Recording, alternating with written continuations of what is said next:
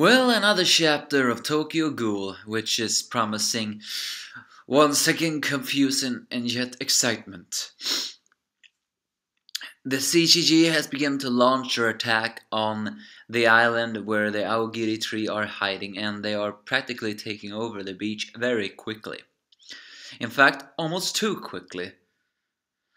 Are the Aogiri tree that weak to be surrendered this quickly? Or is it the fact that they are allowing them to get a little bit closer? I mean, without the one-eyed owl, how can they win now? Who knows? But then again, if this is the fall of Aogiri Tree, at least we will know that CGG or the Washu family V are the real antagonists. But yeah, the Susuru squad does one of the main attacks without listening to much command. Urie, the femboy, decides to attack. I mean, I hate him how the way he talks down on ghouls all the time. Then again, he has been that kind of human who believes in justice. Although one wonders how much justice he believes in if he had seen the other side of the coins. And elsewhere, of course, the coward Matsuri has the Shink squad to be on the beach and cleanse them. As all the new Quinch activates their Kagugen, we of course do not see it! All we see is Shadow and Urie's Kaguge, which is actually a very large blade. But I don't see the others. I wanted to see them. But at least this means they all have mastered them all. But Inori's thoughts is all about saving Matsuri, which is actually kind of sweet. I mean, even though he is a guy shrouded in mystery, he really has become one who cares for his comrades. But then we're switched to the prison, where everybody's going around, and where Kaneki has a flashback on when he became Heise Sasaki.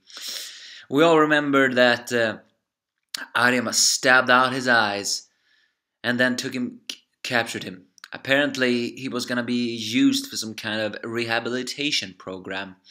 Perhaps to the fact that he, as a one-eyed ghoul, he wasn't really completely ghoulish.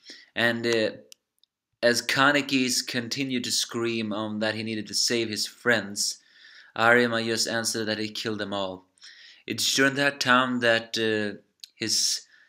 Kaneki's mind began to break more and more and more, and eventually he stopped saying I am me and stopped saying who am I. And strangely enough, Arima began to show Kaneki kindness. I'm saying strange enough because I can't read that guy's thoughts. He has been described as a sadistic person, not to mention that flashback in the training he had with Heise Sasaki. Was that just a mind wrap? Or did he really train Sasaki that brutally in order to do it? I mean, and now the fact that Arima is serving V means more that his motives are not good, but his motives are shining in victory. Could he very well have just gone on Kaneki's good side in order for him to create this weapon of mass destruction? Who knows? But eventually he gave him more and more books, and of course Kaneki has always liked books, even as he lost his amnesia, began to read them more and more and more. And so Arima told Kaneki, who was nameless at this time, that he cannot be called number 240. And even though he got the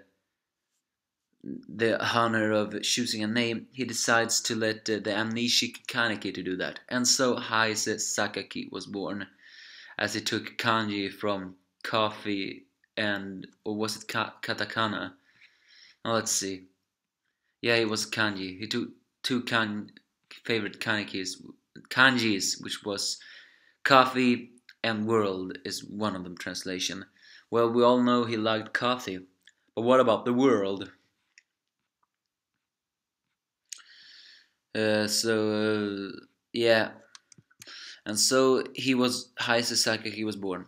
Back on the present, Arima with his squad, who's still in the hoods, mind you, are moving out while Kaneki takes care of this sector. And strangely enough, he has one of his relapses again. I say strangely enough because didn't Kaneki get resurrected?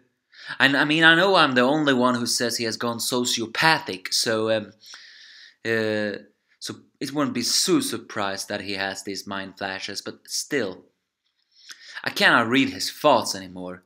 He is just like Arima. He did an Arima style, and now you're telling me that it wasn't Kaneki at all, it was Sasaki? Or are you telling me that Heise is actually fighting within Kaneki? Or is it just Kaneki who is just having some guilt complex, whatever? Well, Ayato's squad preparing to attack, but somehow Ayato has an open card, which he opens the front gates. But he cannot get any more closer before the alarm is set off, which causes me an enormous amount of confusion. What? Did Kaneki predict Hayato and sound the alarm? Or did that card that he gave, in fact, how the hell did he even get that card, rang? Because last at least we see Kaneki, who finally takes off his Arima glasses and cracks his fingers again. So I just don't understand it. What the hell is going on inside of Kaneki's head? His mind is even more broken than I thought. Somehow he figured out that Hayato was there and began to sound the alarm. Now he takes off his glasses and cracks his fingers. Are we gonna see the more... Does that a hint we're gonna meet the merciless Kaneki now? I mean, this Kaneki has always been merciless, but I mean merciless as in you're dead to me.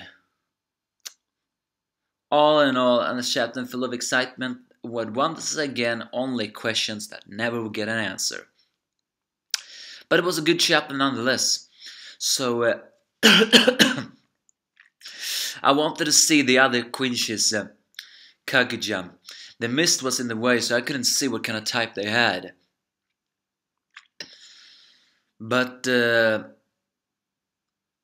yeah, they have. How are the Aogiri gonna fight back?